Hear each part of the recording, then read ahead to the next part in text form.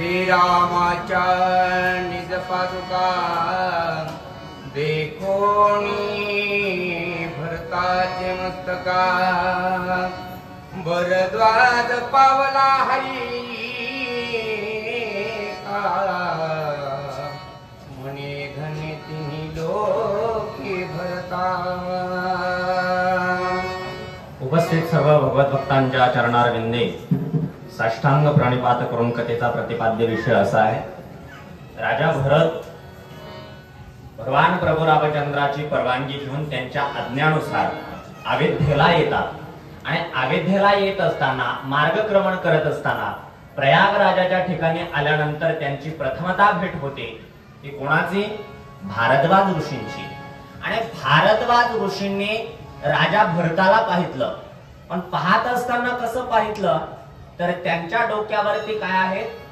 भगवान प्रभू रामचंद्राच्या पादुका.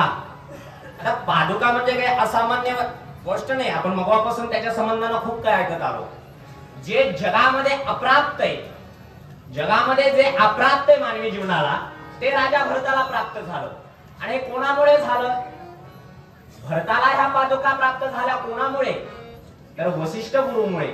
म्हणून सद्गुरूचा जो अधिकार आहे ना, जगामध्ये मानवी जीवनामध्ये जीवाला परमसुख प्रदान करणारे जर कोण असतील तर ते सद्गुरू. सद्गुरू सुखालाच प्राप्त करून देतात, दुःखाची निवृत्ती करतात आणि सुखाला प्राप्त करून देतात. कारण राजा भरत हा दुःखी होता आणि सद्गुरूंची वृत्ती कशी असते? ब्रह्मानंदम परमं परमत सुखदम केवलम ज्ञानमूर्ती असे ते सद्गुरू असतात. ते स्वतः सुखाचे उपभोक्ते असतात. म्हणून ते सद्गुरूच्या संबंधाने बोलताना असं म्हटलंय की जो मिळवी सद्वस्तू ते तया ते श्रीकृष्ण सद्गुरू माने. जे आता सद्गुरूंचं जे काही स्वरूप लक्षण आहे ते ब्रह्मानंदामध्ये असतात, ते सदैव आनंदामध्ये रममाण असतात. वशिष्ठ गुरुजीने पाहितलं आपला शिष्य आनंदात नाही दुःखामध्ये, म्हणून त्याला ब्रह्मानंदाची प्राप्ती करून द्यायची असेल तर त्याला सद्वस्तूची जाणीव करून दिले पाहिजे. त्याला जे पाहिजे ते त्याला मिळून दिलं पाहिजे. म्हणून पादुका ते मिळून दिल्या कोणे? सद्गुरूने. आणि त्या पादुका ज्या वेळेस त्याच्या माथ्यावरती पाहतात कोण?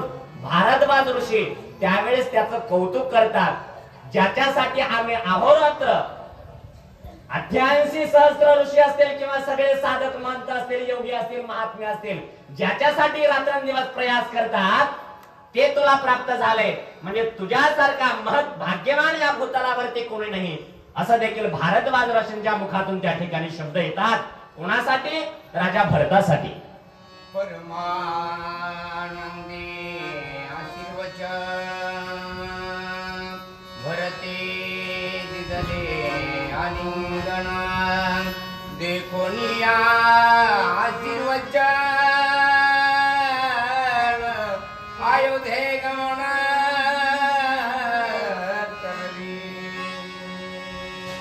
अत्यंत परमानंदाने त्यांना त्या ठिकाणी आलिंगन दिलेले आहे. आता दोन साधू किंवा दोन महात्मे ज्यावेळेस एकामेकांना भेटतात ना, त्या काळचा जो आनंद आहे तो आनंद त्या ठिकाणी नाद म्हणजे आनंदाने समाये त्रिभुवने आहे का नाही, अशा प्रकारचा तो आनंद आहे. नाही या आनंदाशी जोडा अशा प्रकारचा आनंद त्या दोघांना झाला.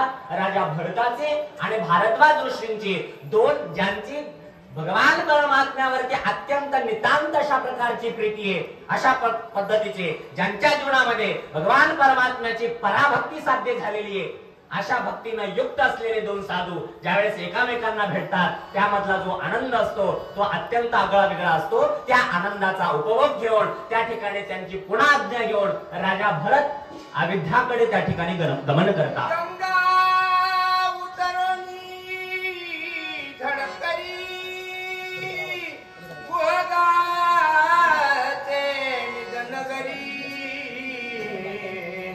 भरत आला शृंगे पुरी गजभारे. प्रयागराजाचं जे स्थान आहे त्या स्थानाला ओलांडून पुढे मार्गक्रमण करत असताना राजा भरत कुठे येतात? शृंगारपूरला येतात. ज्या ठिकाणी पुढे अशाच प्रकारचा एक महान भगवत भक्त आहे ज्याच्या संबंधाने आपल्याला सर्वांना ज्ञात आहे, तो राजा म्हणजे भक्तराज गुहक. आणि त्या भोगाच्या सानिध्यामध्ये पुन्हा भरतराजाची भेट होते. राम पादुका ते कोणीसी गलोटा गण करी भरत वंदोनी श्री हरिश निर्भरनाथ हर्ष निर्भर नाचत अतिशय आनंदाने तो नाचू लागला. कोण? भूभोग भक्त. का? कारण त्याचं स्वरूप ऐकल्यानंतर ती अलौकिकता त्याच्यामध्ये पाहायला मिळते. कोणती? अरे ती पादुका म्हणजे काही सामान्य नाही. जे कोणा भगवान परमात्म्याने असं केलंय महाराज, एखाद्याला दिलं ना ते दुसऱ्याला कोणालाच दिलं नाही. भगवान परमात्म्याने विश्वरूप दर्शन फक्त अर्जुनाला दिलं, कोणालाच दिलं नाही. पादुका फक्त राजा कुणाला? भरतालाच दिल्या, कोणालाच दिल्या नाही. आणि त्या पादुका ज्यावेळेस डोक्यावरती पाहितल्या कोणी राजा भरताने, आपलं कोणी भोगाने, त्यावेळेस तो हर्षभरित झाला, आनंदित झाला आणि आनंदाने नाचू लागला. का? जो काही माझा सखा आहे, कारण एका देवाचे आम्ही भक्त आहेत म्हणजे आम्ही त्याचे लेकर आहोत. आमचा तो काय भक्तामधला अत्यंत जवळचा निकटचा आहे. जे कोणालाच साध्य झालं नाही ते माझ्या भक्ताला म्हणजे भरतानं साध्य केलंय. अशी अलौकिकता त्यांना प्राप्त केलेली आहे. याचा एक आगळा वेगळा आनंद त्या भोग भक्ताला झाला आणि त्या आनंदाच्या नादामध्ये, त्या आनंदाच्या उत्कर्षामध्ये तो नाचू लागला महाराज. देहभान विसरला. कारण तो आनंदाचा जो नाच असतो ना महाराज, आनंदामध्ये माणसं अशी नाचतात, आहे का नाही? शांतीप्रभू एकनाथ महाराजांची ओळी, मोले मदिरा खाय तो आनंद नाचे गाय आणि जेने ब्रह्मानंद सेविला आहे तो केवी राहे उगला. अरे हे भक्त महात्म्याने कशाचं सेवन करतात? राजा भरत असेल, गुहत भक्त असेल, भारद्वाज ऋषी असतील, हे कशाचे उपभोक्ते? हे ब्रह्मानंदाचे उपभोक्ते. आणि या लोकांनी ब्रह्मानंद सेवलाय, हे कसे शांत राहतील?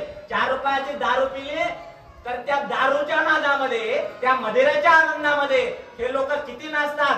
अहो कसेही नाचतात आणि कुठेही नाचतात. त्यांना वाटत नाही आम्ही 4 चौघामध्ये आलो. आणि नाचत असताना काहीही म्हणतात. का? मदिरानंदे नाचे गाये. आणि याने तर ब्रह्मानंद सेविला आहे ते केवे राहते उगले. ते कसे शांत राहणार आहेत? राजा भुव त्या आनंदामध्ये मदमस्त झालेला आहे आणि त्या आनंदामध्ये असणारा नाचू लागलेला आहे, गावू लागलेला आहे. गावू नाचूडे आपोलिया छंदे आणि मनाचे आनंदे आवडीने. राम पादुका जाता जातुआ प्रेम ठेविया माथा धन्य भागे तुझे भरता तू पर्यंत श्रीराम. ए भरता, तुम्ही कसे आहात? पर्यंती आहात. कुणाचे? भगवान परमात्म्याचे.